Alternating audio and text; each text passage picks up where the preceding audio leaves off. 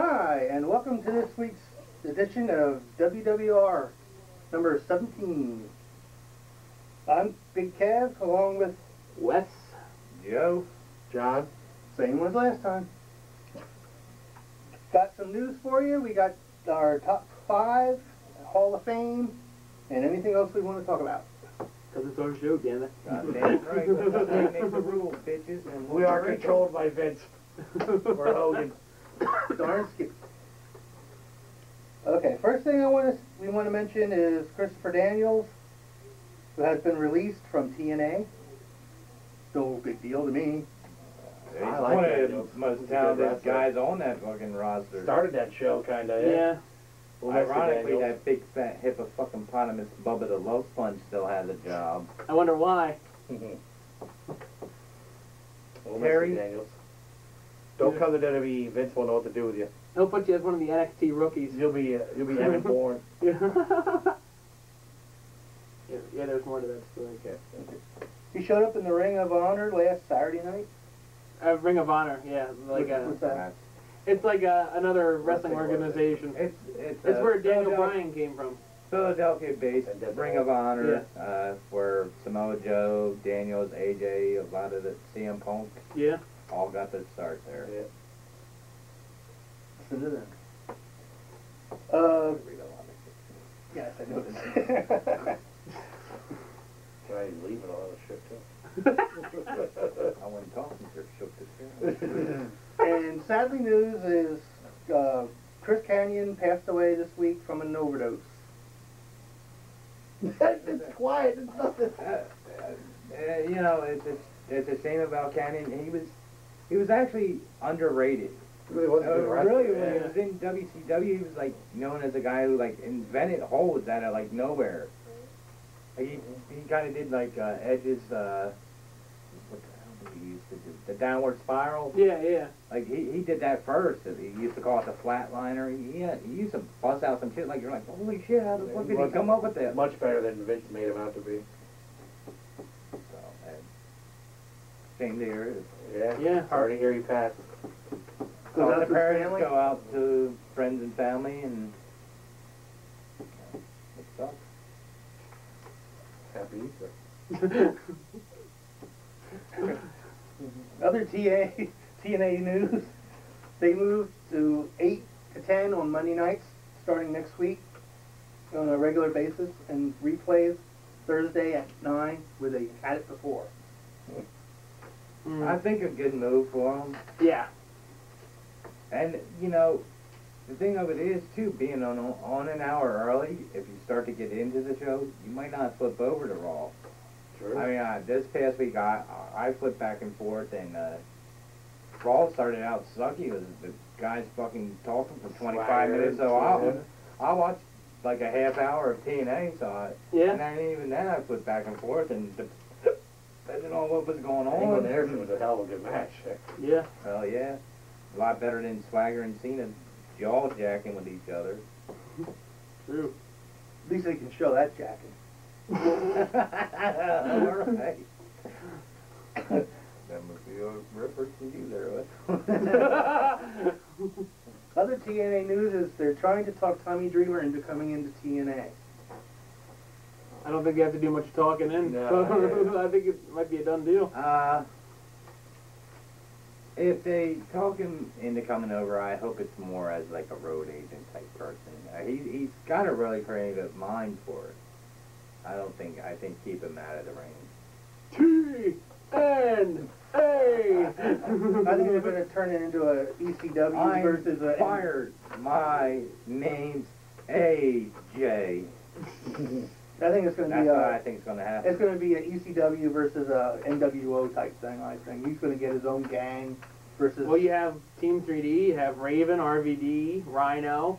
We haven't seen Raven in a while. No, but I'm just saying, like, old school ECW guys. Yeah. Yeah. Stevie Richards. Yeah, Dr. Steve.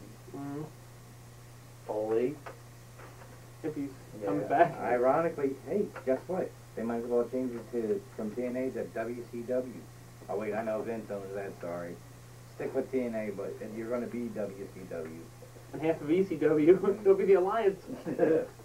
Well, the WCW was doing that too. Vincent Yeah. and them were both taking like the big stars from ECW. Yeah. I didn't take his guy. He stole my guy. He blatantly stole his guy. Yeah.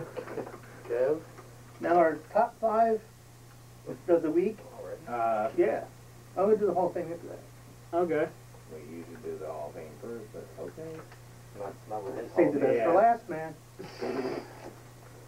That's for last. That would have been first on my list.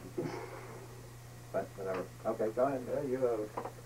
Of the top 5 this week is the wrestling feuds of all time, the best feuds.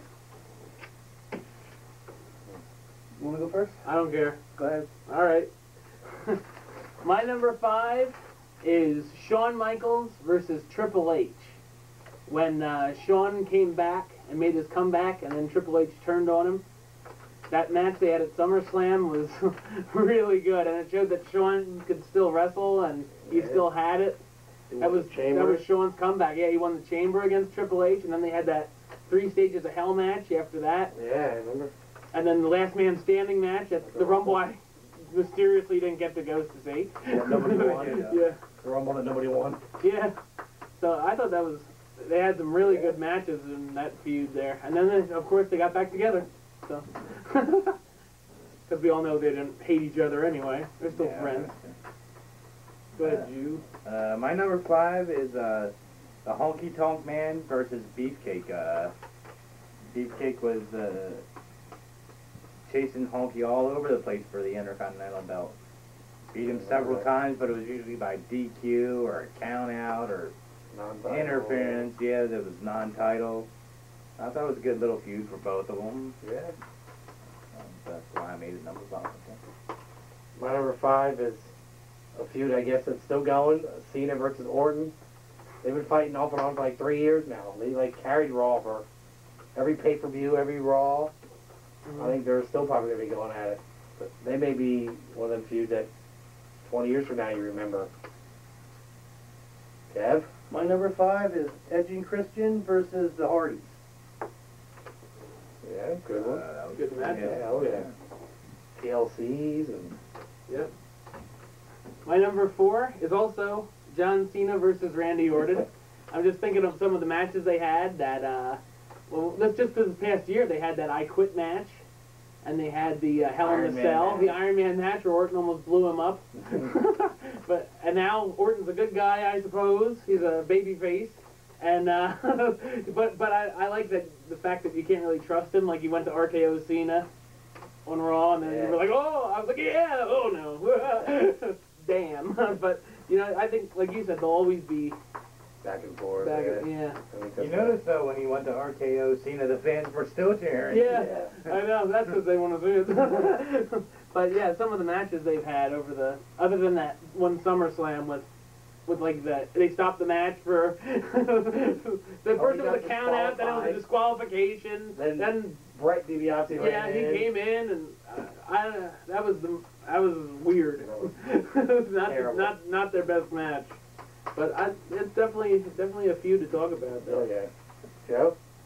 My number 4 is Cena versus The Miz. I think it was a great feud for The Miz. It really made him who he is, and it showed that he could go with top guys. There was a few matches that he had with Cena that he got fucked over, because God forbid if Cena loses, he hits his 5 moves of doom and that's it. But there was matches that Miz fucking dominated. Yeah. I mean, they were like 20-minute matches on Raw, which is rare that you get that to begin with, and Miz dominated the action. And in like the last 2 minutes, all of a sudden, you know, much like Hogan in his heyday, Miz goes to punch him and all misses, and you can't see me and all that shit. Miz can't do shit. 1, 2, 3, Cena wins. I thought it was funny every week when Miz would come out and be like, I'm 4-0. We didn't show that. The best is when he showed the John Cena toilet paper. I'm like, where do you buy that? That will be in my bathroom. My number 4 is Hulk Hogan versus Randy Savage.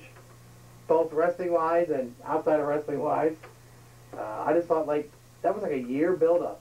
Macho won at 4, lost to the time to Hogan, and all that with Elizabeth, and Hogan, I love Elizabeth. like a sister. Remember?